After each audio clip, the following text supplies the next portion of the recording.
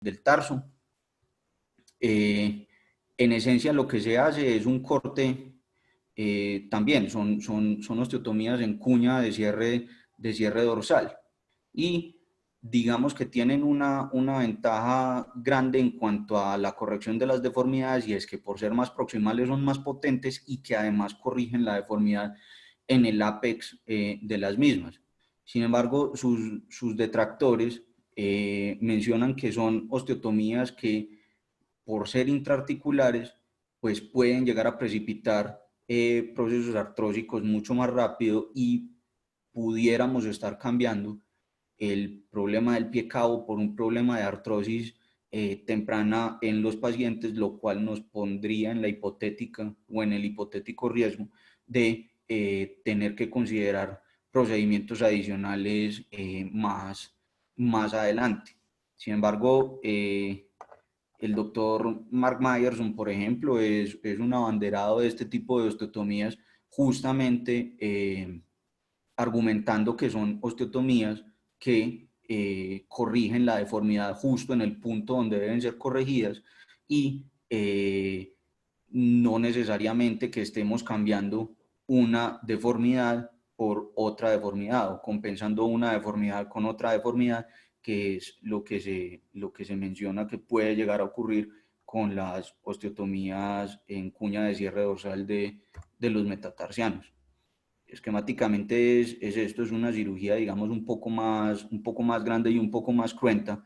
Se hacen mediante un abordaje longitudinal dorsal centrado sobre el tercer metatarsiano. Se rechazan todos los tendones extensores y se exponen las articulaciones, y pues posteriormente se hace la osteotomía y su respectiva fijación con tornillos o con placas. Este es un ejemplo.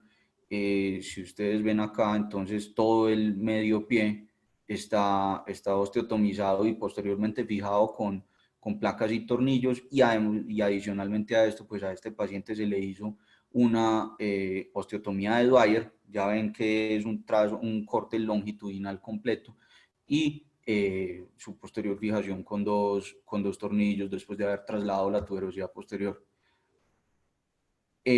Como les mencionaba, pues entonces, como son osteotomías de cortes intraarticulares, pueden acelerar los cambios artrósicos degenerativos, son técnicamente más difíciles de hacer y digamos de menos reproducibilidad, y tienen otro pero tal vez, y es que no siempre es sencillo acercar los segmentos de la osteotomía una vez se ha resecado la cuña dorsal. Esto es por la gran cantidad de estructuras ligamentarias que hay alrededor de los huesos del tarso y que no siempre permiten la fácil aproximación de las mismas.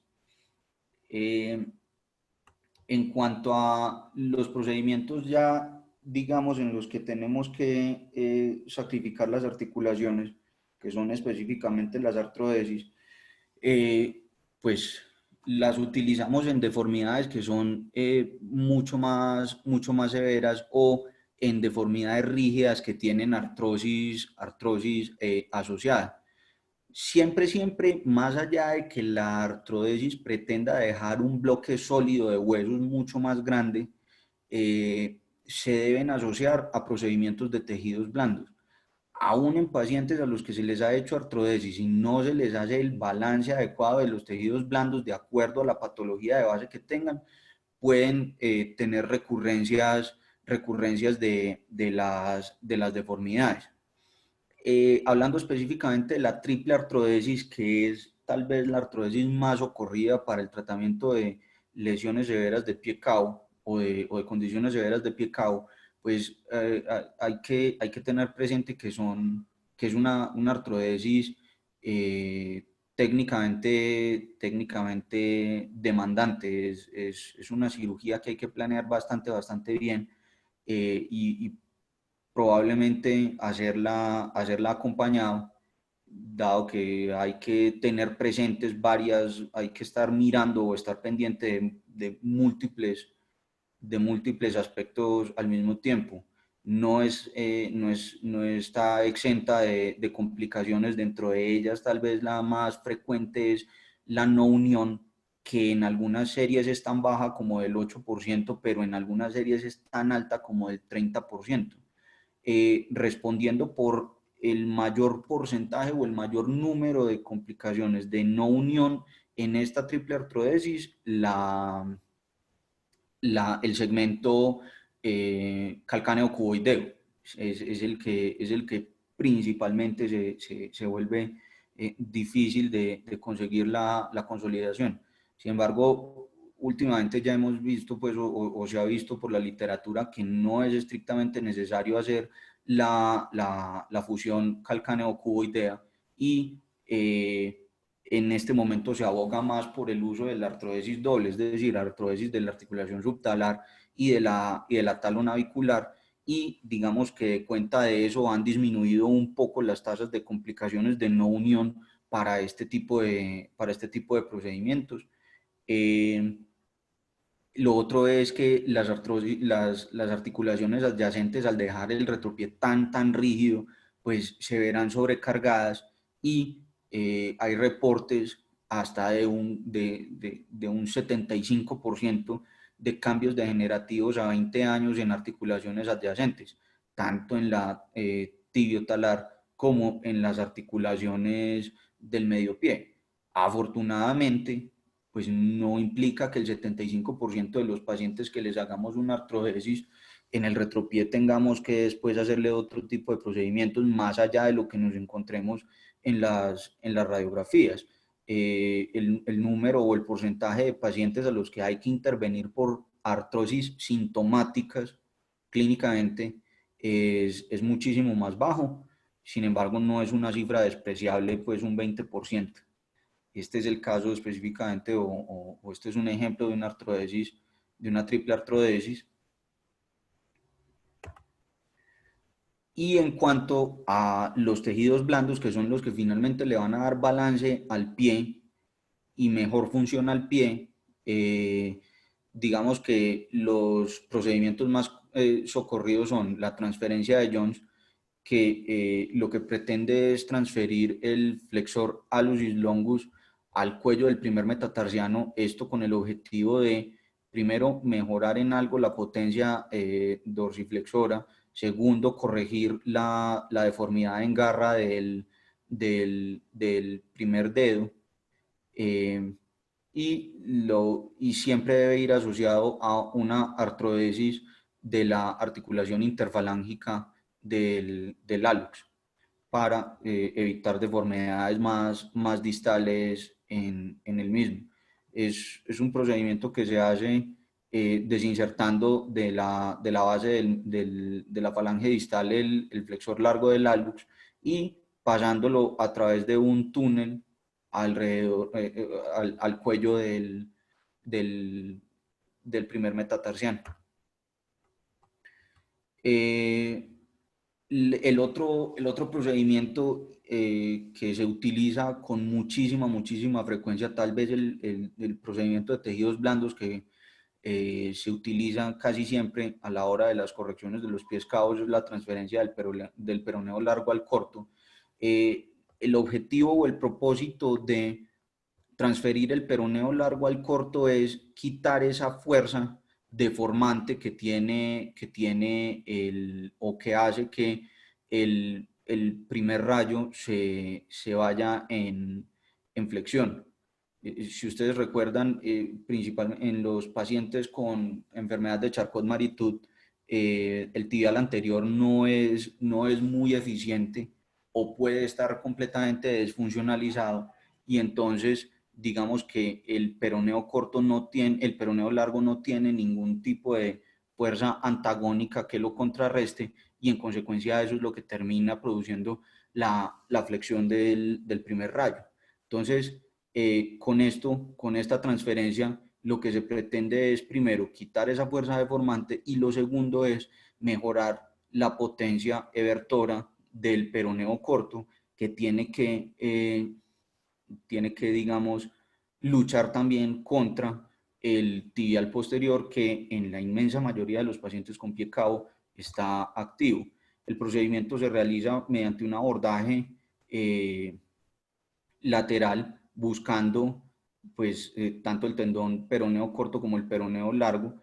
Se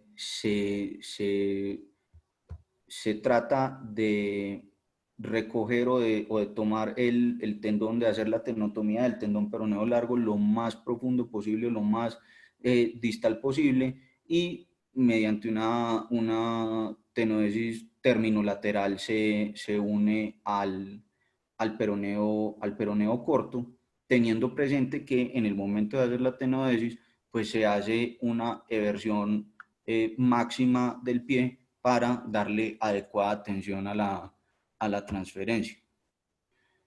El tibial anterior es otro de los tendones que se pueden transferir. En este caso, lo que se trata de hacer es lateralizarlo o desviarlo hacia un segmento más lateral del pie para disminuir esas fuerzas de inversión que son comunes a todos los pacientes con pie cao. Es una transferencia segura que en la mayoría de los casos, o que realmente tiene bajos riesgos de sobrecorrección, y sí tenemos que tener presente que, como siempre que vayamos a hacer una transferencia tendinosa, pues el paciente o ese grupo muscular debe tener mínimo una fuerza de 4/5. ¿Esto por qué razón? Porque siempre que se hacen transferencias, pues habrá algo de pérdida de fuerza y algo de pérdida de potencia en el grupo muscular transferido. Entonces, en estos pacientes es particularmente importante evaluar cuál es la fuerza del tibial anterior antes de considerar transferirlo, sobre todo en los pacientes con enfermedad de Charcot-Marie-Tooth, que pueden tener una debilidad progresiva de este músculo.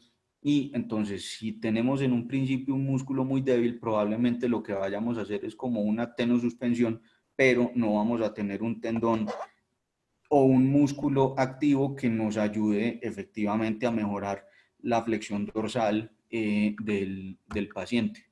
Eh, Igualmente es un procedimiento que se realiza mediante un abordaje longitudinal. Se busca el tendón desde su punto de inserción y se transfiere. Normalmente se trata de transferir a la cuña lateral. Sin embargo, hay quienes abogan por transferirlo hacia el cuboides, dependiendo de la deformidad que esté produciendo o de la tensión que tenga el tibial posterior. Entonces, estos son los dos puntos a los que se puede llegar a transferir el tibial anterior.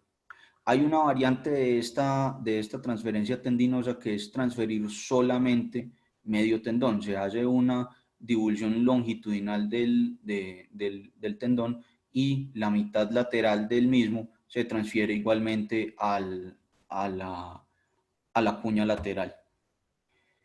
En cuanto a la corrección de los dedos en garra, que es otro de los componentes del pie cao,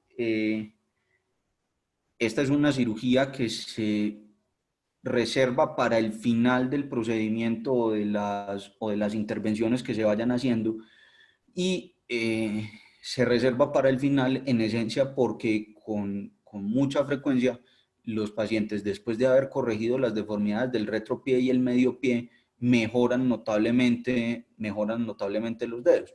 Eso teniendo presente que el paciente tenga deformidades flexibles todavía. Si ya son deformidades rígidas, pues serán deformidades a las que también tengamos que enfrentarnos. Entonces, el procedimiento más ocurrido para este tipo de deformidades son las artrodesis interfalángicas asociadas al alargamiento del tendón extensor de cada dedo, específicamente, más la capsulotomía dorsal metatarso-falángica. Hay un procedimiento, digamos, alternativo que se utiliza cuando hay deformidades todavía flexibles, que es la transferencia del tendón flexor largo al dorso. Sin embargo, la literatura menciona que los resultados de esta transferencia digamos, son menos predecibles, es un procedimiento más dispendioso, más mórbido, y a la larga los resultados terminan siendo iguales a los de la artrodesis interfalángica más el alargamiento de los extensores. Entonces, en general, en líneas generales, se aboga más por el primer procedimiento que por la transferencia tendinosa. Sin embargo, este es un algoritmo que me encontré respecto al tratamiento de los dedos en garra en los pacientes con pie cao. Pues mencionan que si la deformidad es flexible, usted pudiera considerar hacer la transferencia del tendón flexor, pero si son deformidades fijas, entonces usted hace la liberación de la cápsula articular metatarsofalangica en todo su segmento dorsal y lateral y medial, y además de eso, pues el alargamiento del tendón extensor. Y una vez, de acuerdo a si usted ya tiene un dedo bien alineado o no, pues deberá considerar si el paciente adicionalmente va a necesitar una osteotomía de acortamiento del metatarsiano para liberar tensión o para dejar menos constreñida la articulación metatarsofalangica. En esencia es un procedimiento en el que se resecan los cóndilos de la falange proximal. Se puede o no resecar la superficie articular de la falange intermedia, y se realinea y se fija con un pin. Y dependiendo de la deformidad o la rigidez que tengamos en la articulación metatarsofalangica, pues se hará también la liberación de la cápsula articular, y se puede extender el pin hasta el metatarsiano para dejarlo de forma transitoria mientras los tejidos blandos cicatrizan, y posteriormente retirar este pin. Entonces, finalmente, después de todos esta es como la lista de los procedimientos principales que se pueden hacer para corregir un pie cao. La decisión finalmente se toma entonces de acuerdo a cada paciente, y este es, digamos, un algoritmo que nos da algunas guías o algunas pautas en cuanto a cómo hacer la corrección o qué tipo de procedimientos utilizar en cada caso. Entonces hablan que si efectivamente tenemos unas deformidades elásticas o flexibles, y la deformidad está localizada en el antepié, entonces lo que se hace es una osteotomía del primer metatarsiano, o podemos hacer las osteotomías intraarticulares del medio pie, y definir si efectivamente necesitamos hacer alguna otra osteotomía extensora de los metatarsianos menores.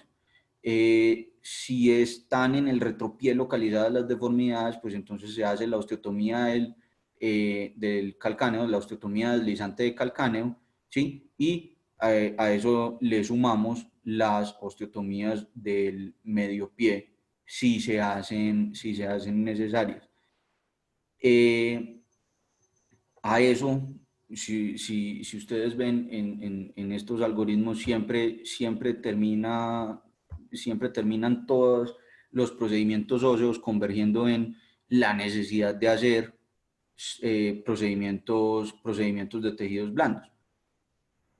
O se alarga o se transfiere el tendón del tibial posterior en este caso específico, o se transfiere el peroneo largo al corto, o se hacen las otras transferencias que ya les había mencionado. Y este es otro algoritmo que también nos permite definir qué hacer. Cualquiera de los dos son, mejor dicho, los dos son bastante similares, más allá de que el anterior, pues digamos que le da todavía cabida al tratamiento conservador, mientras que acá son un poco más agresivos a la hora de tomar la decisión de operar. Si las deformidades son flexibles, entonces lo que proponen estos autores es hacer la osteotomía del primer metatarsiano, transferir el peroneo largo al peroneo corto y, de acuerdo a la tensión de los tejidos plantares, pues hacer una liberación de la fascia plantar. Si además de eso el paciente tiene todavía varo del retropié, entonces se adicionará la osteotomía deslizante del calcáneo, y si hay algún equino residual, pues se alargará el tendón de Aquiles.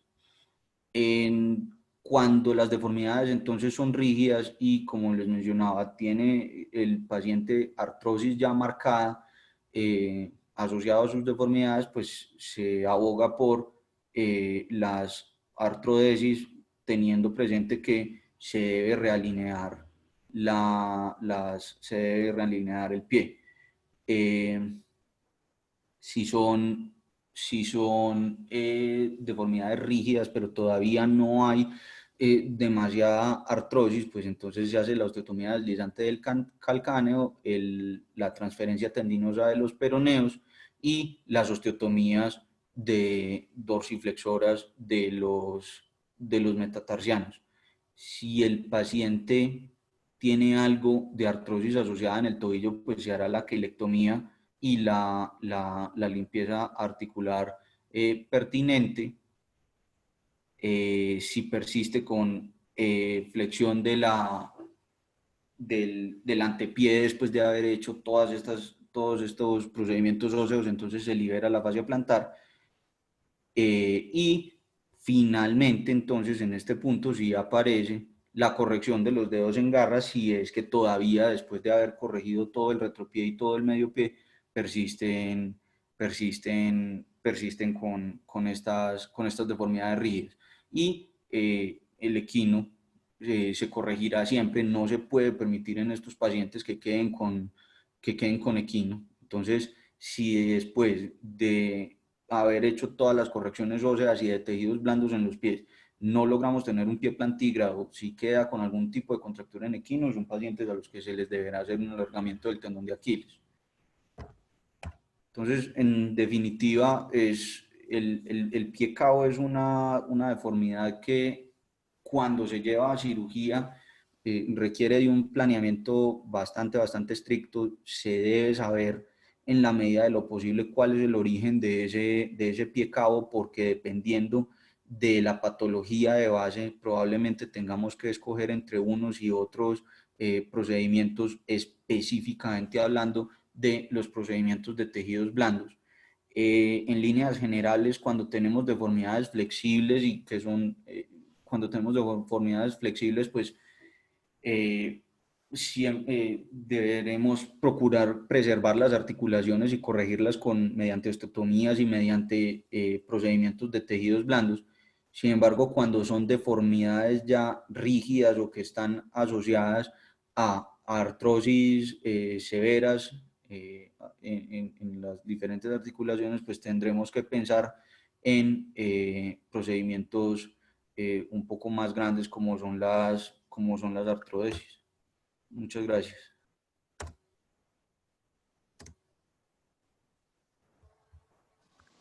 Muy buena tu charla, Jorge.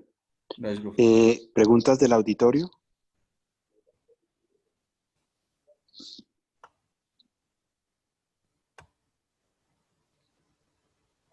¿Nadie pregunta? ¿Se lo saben todo? Yo sí pregunto, doctor. Buenas tardes. Cuéntame. Buenas tardes, ¿cómo vas? Pregúntale a Jorge. Bien, doctor. Doctor Hincapié, cuando tenemos un paciente con ambos pies caos sintomáticos, ¿operan los dos al tiempo o operan uno y después terminan un tiempo de operar en el otro? No, estos pacientes, estas son cirugías bastante grandes y que no nos permiten, o al paciente no se le puede permitir el apoyo temprano. Entonces, normalmente estos pacientes, después de haberles hecho las osteotomías o después de haber hecho las transferencias tendinosas, son pacientes que tenemos que dejar inmovilizados en un promedio entre 4 y 6 semanas. Entonces para los pacientes se hace necesario por lo menos tener una extremidad que pueda apoyar para su desplazamiento. Entonces, normalmente la recomendación es hacer primero un pie y después pensar, una vez el paciente se ha rehabilitado y ha mejorado su patrón de marcha, pensar en hacer la corrección del otro pie. Gracias, doctor. De acuerdo, no, uno no debe hacer los dos pies. Eh, como ustedes ven, este es un tema y una patología muy compleja, que tiene un sinnúmero de patologías a niveles de tejidos blandos y de los huesos, en la alineación de los huesos en los ejes y también de las articulaciones. No hay un preciso cirugía que pueda mejorar todo. Como hizo hincapié el doctor Hincapié, lo mejor que uno tiene que hacer al principio es colocarles unas ortesis mandadas a hacer o mandarles esos tenis que demostró que aparentemente son muy buenos, el Lasix y el Brooks, ¿me dijiste? Y mantenerlos con fisioterapia, etcétera, etcétera. Si el paciente persiste con problemas, ustedes lo que tienen que saber es si se están tratando un pie cabo laxo o que se puede corregir las deformidades o si son rígidas. Entonces ustedes ya tienen una cantidad de procedimientos de tejidos blandos que van desde los músculos de la pierna, un strier, una elongación del Aquiles, osteotomías del calcáneo de diferentes maneras, artrodesis subastragalinas, y de ahí van hacia adelante en un sinnúmero de procedimientos. En la experiencia nuestra, los pacientes se quejan ante todo de dolor al caminar, cansancio al caminar, y una cosa que les molesta enormemente son los callos plantares y dorsales en los dedos. Entonces, los callos plantares, como ustedes saben, pues están localizados en toda la zona de apoyo de los metatarsianos y también si están muy varos, pues entonces hasta tienen callos en la columna externa del pie. Entonces, todas estas cosas son las que uno tiene que valorar para mirar y determinar qué procedimiento le sirve específicamente a este paciente que ustedes van a llevar a cirugías y siempre hacer combinaciones de cirugías blandas y óseas que sean necesarias. Hay que advertirle a los pacientes que los pies no le quedan normales. Nosotros en nuestra experiencia hemos operado tanto hombres como mujeres. A las mujeres en particular hay que decirles que cuando operamos a veces hay que hacer múltiples heridas y esto importa, obviamente, para que ellas se den cuenta de que esto puede suceder.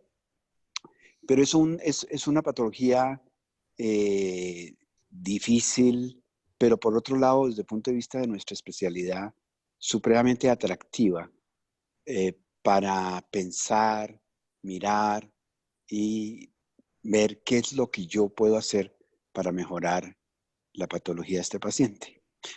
Doctora Diana, ¿tienes alguna observación? Hola, buenas tardes. ¿Me oyen? Sí, perfectamente. Bueno.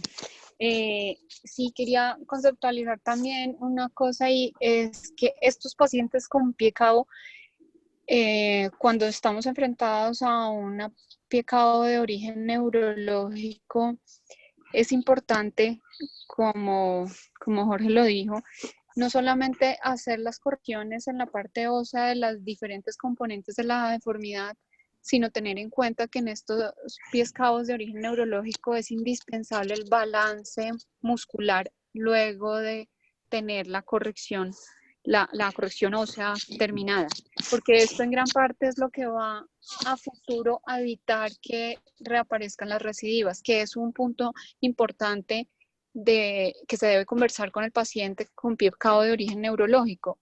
Se corrigen las deformidades presentes en el momento en que uno lleva al paciente a cirugía, pero la enfermedad de base persiste y esa enfermedad de base a futuro puede hacer que haya nuevas recidivas de las deformidades y eso debe ser algo claro para el paciente. Muchos pacientes les corregimos el pie cabo posterior o mejor dicho, no hay necesidad de hacerle correcciones en los dedos en garra porque en ese momento no lo presentan, pero a futuro es un paciente que hay que hacerle seguimiento a largo plazo porque es probable que se presenten deformidades a futuro.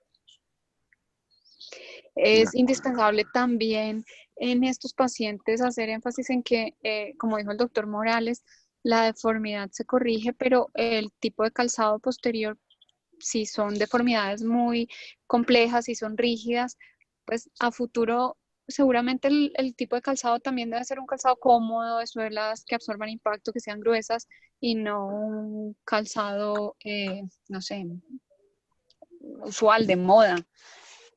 Entonces, ese es otro punto también a tener en cuenta.